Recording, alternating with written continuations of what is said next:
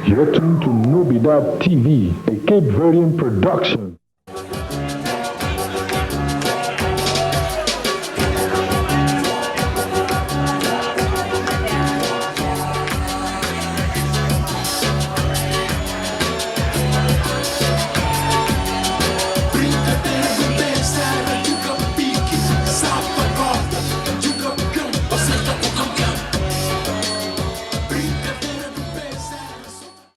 Soon, I'll have a beautiful young lady over here to speak with you. But until then, we're going to keep it rolling, and we're going to call up the president of Project Health TV, Mr. Michael Kearney, or Dr. Michael Kearney. I call him Mr. because we're friends. I just wanted to talk to you a little bit about Project Health CV, which started about 10 years ago when myself and Ernestina went over to Cape Verde, and I caught the bug and fell in love with your country. And the organization exists to offer medical education and resource support to Cape Verde, to facilitate and help the healthcare providers that do a great job in Cape Verde to do an even better job, and to provide the world-class medical care that we have here in Boston in Cape Verde, and that is our goal. Over the last 8 years, we've had 12 trips, we've had 40 different physicians go, we've had 60 different interpreters with us that make it possible for us non-Portuguese Creole speaking speakers to do our job, 2,000 patients and 200 surgeries.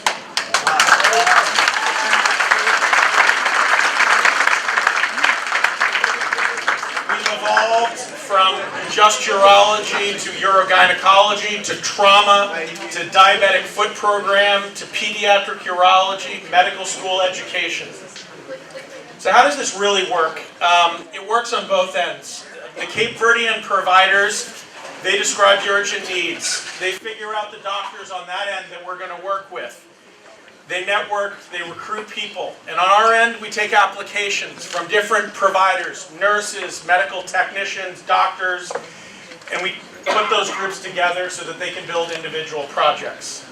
This we can't do without support though, and so we appreciate all the support that you give us year after year. So when I went to Cape Verde on my first trip, I landed with 2 residents. This is Hospital Santiago North in Asamada. And, this was the picture in the courtyard. This is the medical clinic. And, I was overwhelmed.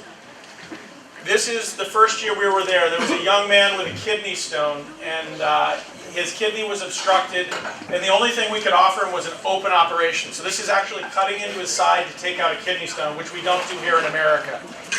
I'm pleased to tell you that 8 years later, we've been able to bring the laser that you'll see on the left side, and videoscopic equipment. So this is all done telescopically with lasers.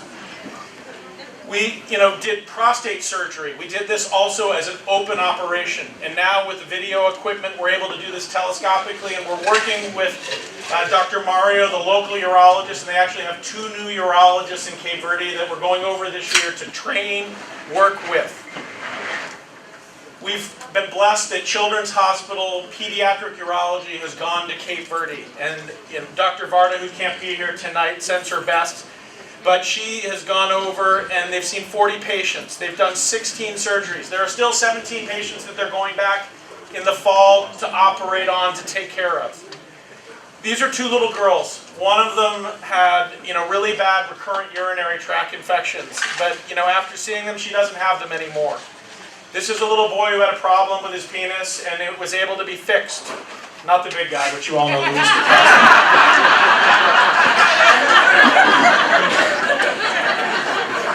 There's a 4-year-old boy, he had a hernia repair, and this didn't work, and it was able to be fixed. This is a young girl that was very sad. She was leaking urine since she was a young girl, and so we were able to fix this problem. She's now dry and living a normal life, as a teenager. So these are the glorious things that happen. Patient care is important, but the collaboration is just as important, working with the local doctors so that they can reproduce what we do when we go there so that the healthcare grows. And this is where we get so much back, working with the local doctors and our friends now after 10 years. Teaching is really important. So we have a lecture series every year. We go over there. We speak with the local doctors. You know, the interpreters do an incredible job. I mean, these are some of our slides in Creole, and being able to communicate is very important. So if you look on the left, this is the old equipment that we've been using for the last 8 years, and through generous donations, the new equipment on the right side is brand new. And there are some lenses that we're going to be purchasing with some of the money raised tonight by your coming here, and we appreciate it, to be able to make the new 2 urologists do their endoscopic work, and we really appreciate it. Most importantly, I'd like to thank 2 people, Pete DiStefano from Wolf, who has made it possible that we get a lot of this equipment at a discounted price and has been very supportive of the organization. And Lane Jacobs from Boston Scientific, who's made the laser possible, basically donated it almost. And so we're very, very appreciative to them. With that, we're going to pause, and we'd like to say, though, that there's lots of work left to do, and we look forward to updating you on this.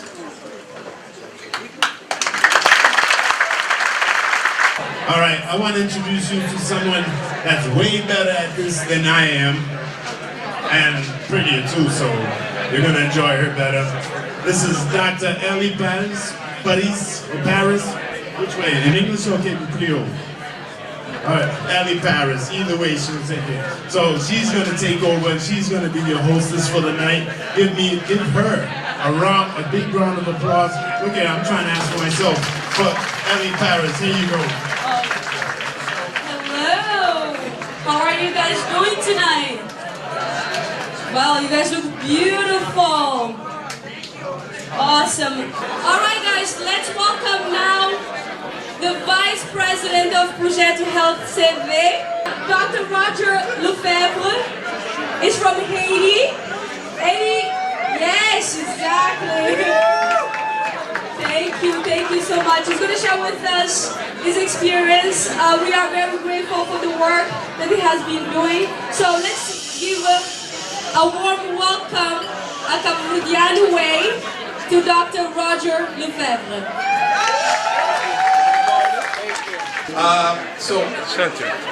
I went to Cape Verde maybe a year or 2 after Mike and Tina went. And when I got there, all I saw was prolapse patients that were living with a condition that is, to us, pretty benign here, because we care for it both in surgical ways and non-surgical ways. So my first year, I was overwhelmed. I did 9 surgeries in 3 days and came back feeling like it was just a drop in the bucket. So when I came back, I enlisted the help of Dr. Adalowo, and he came back the second year with us. And this is us standing in front of the list of patients that we have to see and figure out how we're going to make this happen.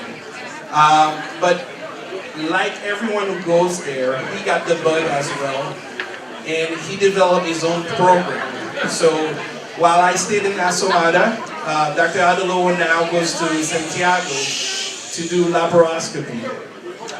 And then after that, we recruited Dr. Royce, who came and helped train people in hysteroscopy. So for you who don't know what hysteroscopy is, when patients have abnormal bleeding in their older age specifically, we all get concerned about cancer. And one way that we do here is use little cameras to look inside, and it's a very minimally invasive way to diagnose or rule out cancer. But what was happening is, in Cape Verde, people were getting hysterectomies for things that probably didn't need to have such a big operation. So her intervention has been very impactful in Cape Verde. So Dr. Adalowo also started doing laparoscopy, which is a way to do surgery through little holes in the belly without making big incisions. And this program is picking up, and he's going to continue this work this year. Dr. Royce, on the second year, through your generous donations, was able to get more equipment to do procedures through the camera. And that has always inspired us, because many people avoided getting large surgeries because of her here. So how did things progress? From 2012, you can see I was there doing surgery, and 6 years later, I'm getting pushed to the side. And this is exactly what we want. We don't want me to sit and do surgeries and go home and feel good about myself. We want to have people learn how to do these surgeries. And hopefully the next year when I'm here presenting, I won't even be in the picture. It'll be someone else teaching. So that's the idea. So our project, for example, now this year has been focused on Dr. Nobidade.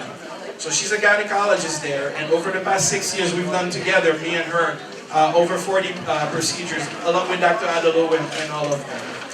And what was really heartwarming last year when I went back, she told me that she did 3 of these surgeries on her own, and that's exactly what we want. We want her to just feel comfortable and continue doing the work that we started.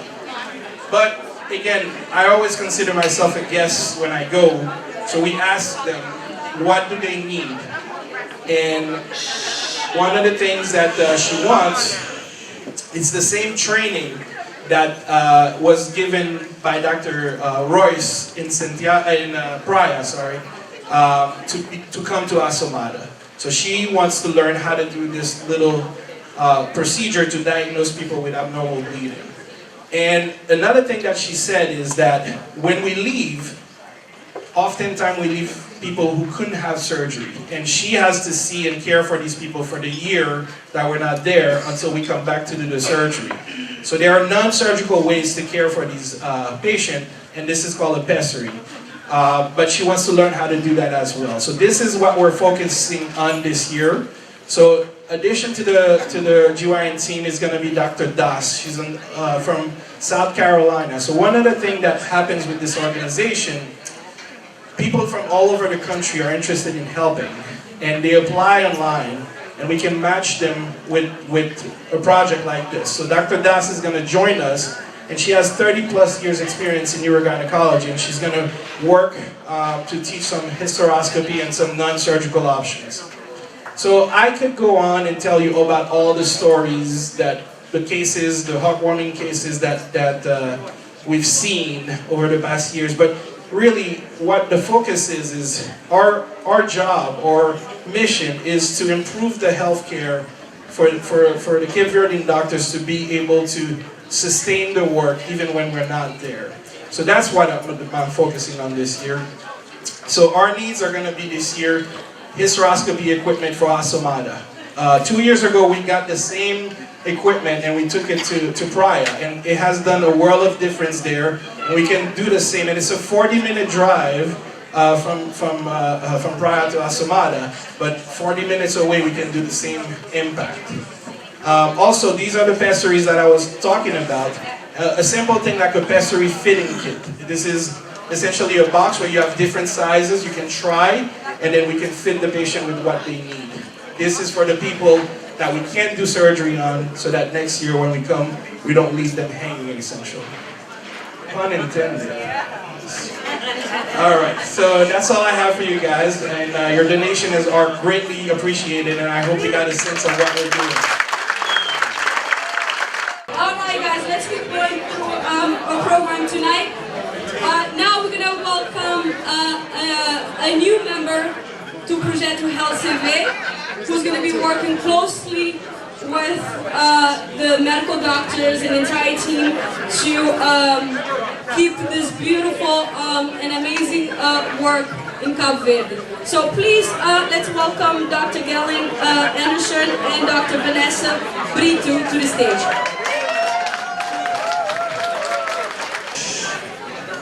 Obrigada. Boa noite. Thank you. I introduce my husband, Dr. Galen Henderson. A minha é filha de Cabo Verde. I'm second generation Cape Verdean American. I'm an internal medicine physician. And my husband, Dr. Galen Henderson, is an ex officio Cape Verdean. And so last year, for those of you who were here last year, we were one of you. And if you remember last year, what I shared with you at the end was new pinche. Right? So, Galen and I are the newest members of Project Health CV, because one of the things that we believe is that you have to walk the talk. And so we wanted to be here with you to tell you what our walk has been over the last year. For those of you who are familiar with Cape Verde, the archipelago of Cape Verde, this map that you see is not an unfamiliar map. But for those of you who are not familiar with the archipelago of Cape Verde, we show you this small map of Cape Verde to tell you a little bit about Brava.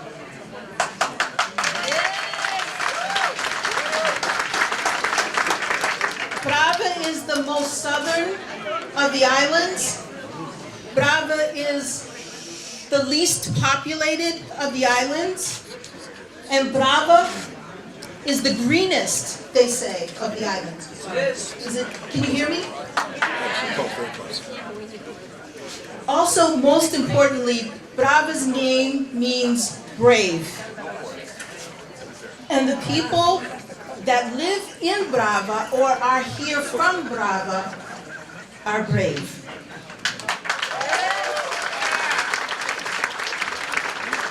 So the purpose of this map is not to show you specifically Brava, but mostly to orient you. And for those of you who can't see it, Brava is the smallest of the islands, way at the end. It's important for you to know that, for you to see the relationship to the other islands, and for you to see how close it is and how far it is. Since 1940, the population in Brava was about 8,000. Now, it's about 5,000.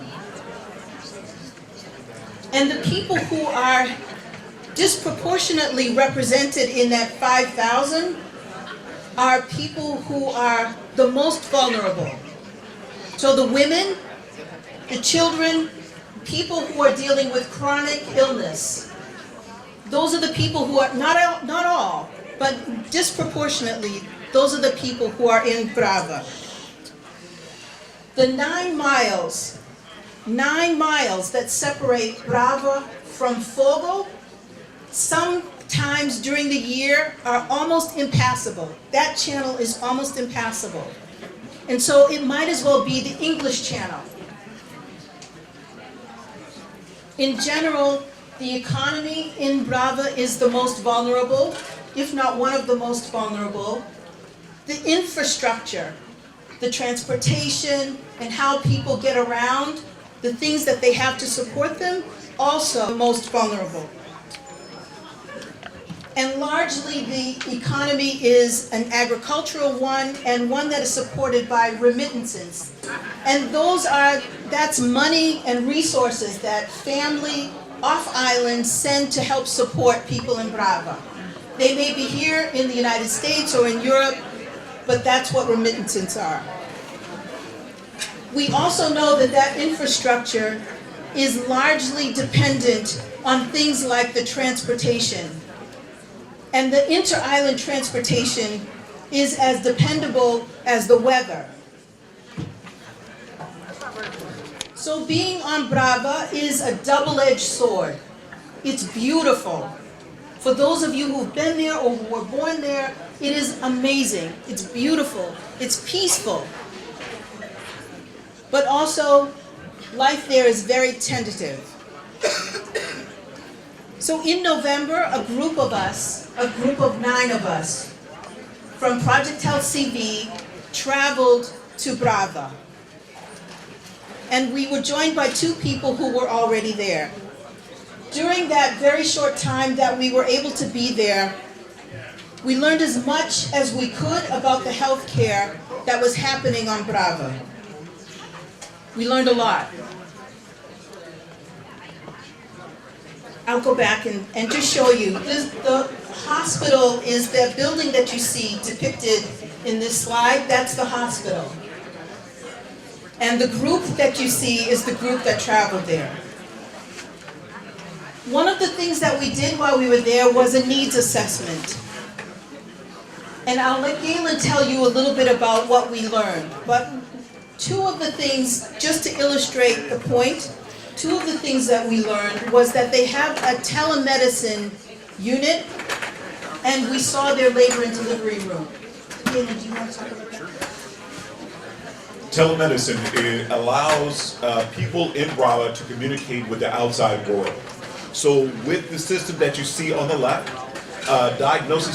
some diagnoses are made, and then the doctor there can communicate with people in Praia or other places around the world to get a better sense of what that diagnosis is and trying to develop a treatment plan. We also saw next to the telemedicine system a call schedule of what specialty is available and the times in which they are available. Even though they have this technology that's there, which is fantastic, which is very modern, we know because of some of the humidity and the way some of the equipment is stored, we don't expect this equipment to last for a long period of time. So its life is going to be cut short. But they have heart, they have personnel, not enough personnel, but their hearts are all in the right place, and we think we can make a tremendous difference with all of our efforts here tonight. We also saw that the labor and delivery room is marginally equipped. It certainly would not meet the standards that we have here, but they're not here. But we know that we can be very helpful to them. There are some people who were on that team who traveled. Zhuang, I don't know if you're here. Zhuang, if you can raise your hand, Dr. Zhuang Tavares was part of that team. And you see Zhuang speaking with Dr. Diaz, who is the primary physician who is there. Dr. Diaz is trained as a family medicine doctor, which means that he is like the chief cook and bottle washer. He does everything from paint the beds to treat the patients. And so our role is going to be very much in partnership with Dr. Diaz. We were not there to judge. We were not there to criticize.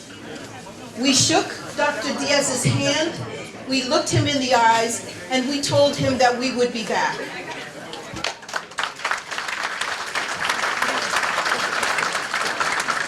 Your donation tonight will help us make that promise a reality. Thank you very much.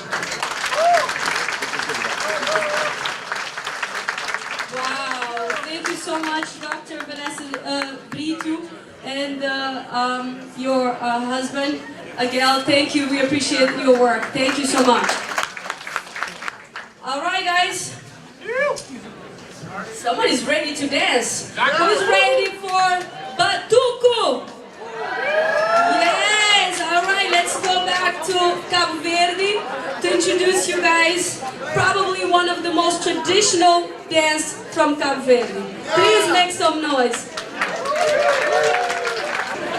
The name of the group is Noite Pensa Manche Vai Batuco Grupo. Let's welcome them all the way from Cabo Verde. Yes!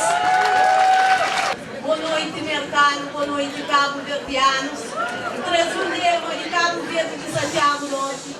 Para nós tudo que está ali, para nós apoiar aquela associação.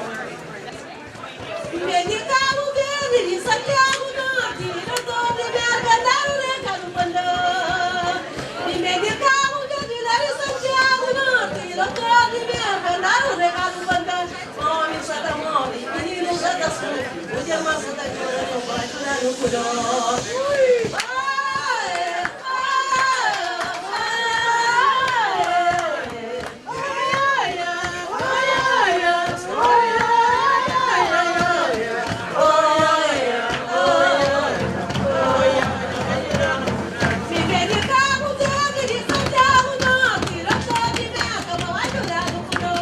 Cabo Verde de Santiago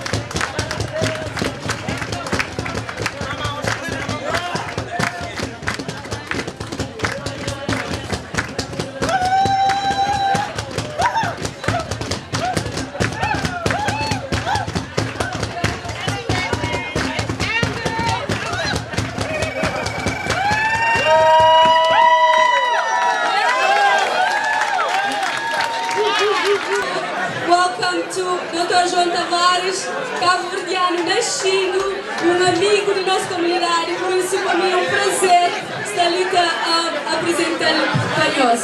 Alright? I'm the members of this project, and my specialty is infectious disease, and that's why I don't have any pictures to show you about my patient. I know many people have been talking, I will try to be short. Vanessa spoke about Brava, and about Brava we have a child that has more than 70% of her body burned and is full of scars. We're trying to make this child to come to the United States to have surgery. We have done a lot. We have a doctor secure that's going to do the operation. We are in the process of applying for the visa. But as you imagine, family in Cape Verde, they don't have much condition. This family is going to come to the United States and is going to spend a good portion of time in the United States. Apparently they will have to be here for more than 1 year. And because of that, we're going to ask your support, because once they are here, we need to find an apartment and we need to find a board for them on a daily basis for 1 year. So please be generous when you make your offer. Okay? Thank you very much.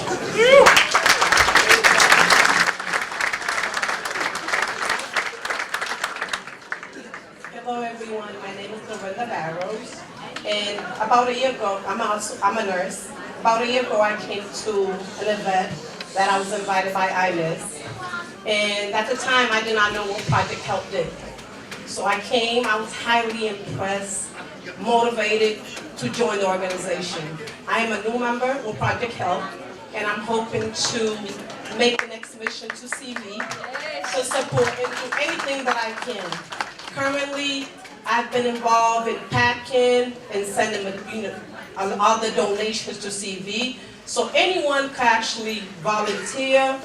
Please know that any money that you give to the organization is being put to a good cause. Okay, so I thank everyone that came out tonight for me, because I know every time I reach out, you guys are very generous to come out and help out and buy my ticket. I'll be going around. If you love me, buy another ticket. You are helping your country, okay? So I was told, I don't even know how I got on this speaker, because I'm not a public speaker, but basically the reason I joined this organization, I'm giving back to my country. I'm going back to my country, okay? And to see a nice TV doing so much for our country should be so touching, okay? So this organization is doing amazing work for TV in the area that we lack so much.